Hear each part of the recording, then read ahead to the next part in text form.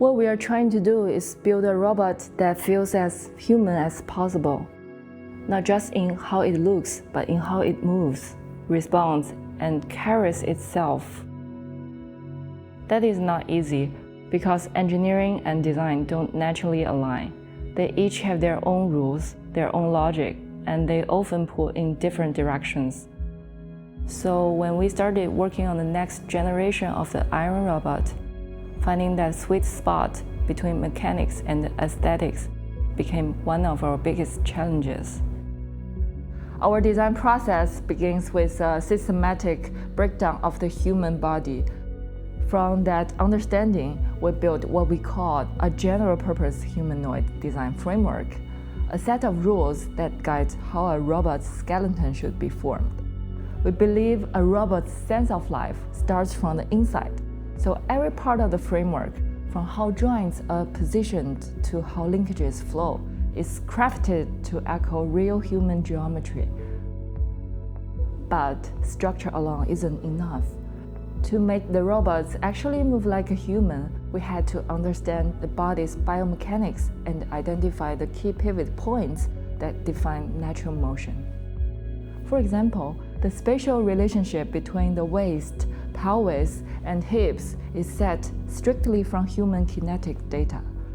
So movements like lifting the pelvis or shifting the hips no longer feel mechanical. They become smooth and natural. After we built the robot's skeleton, we wanted to make it even more human, so we thought it should have muscles too. We tried materials like sponge and silicone, but none of them worked the way we hoped. Then one day, we noticed a lattice toy sitting on a teammate's desk, and it immediately gave us an idea. The flexible hollow lattice structure had just the right properties for muscle behavior. It could stretch, compress, and release heat much like real muscle. From there, we developed different lattice patterns for each joint and using softer materials in the area that take compression and more elastic ones where strengthening is needed. And this reduced internal resistance and made the motions feel more natural. We also refined the inner surface of each joint, so the soft material fits tightly to the frame while leaving space for controlled flexing. For example, in the knee joint, when Aaron bends his leg, the design guides the compressed outer material inwards into the open cavities, keeping the leg's shape smooth as it moves. Once we solved the challenges of the bones and muscles, our focus turned to the body itself. We wanted Aaron to carry the rhythm and proportion of a human body, just like Da Vinci's Virtual Man. Take the hips as the sample.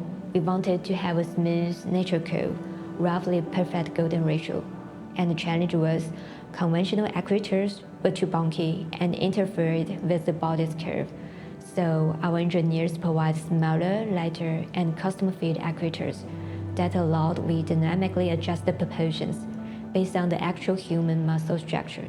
We managed to strike that golden balance between engineering constraints and aesthetics, even for a curve of just a few millimeters. We refused to compromise. That's what defined Aaron. For a robot, skin is a system where structure, functions, and aesthetics are tightly fused. We mapped the body's functional zooms and engineered different neat structures to match them. And when the robot moves, this elastic, form-fitting skin moves together with lattice inside, keeping structures, surface, and motion in sync. To us, the skin is not just a covering. It is what allows the robot's structures, movement, and visual expressions to finally feel like one coherent, living form. With a structure that mirrors the human body, from its skeleton frame to its muscle layering and surface design, Iron presents a silhouette that feels almost indistinguishable from a real person. But the real magic happens in motion, from a silent standstill to a confident stride.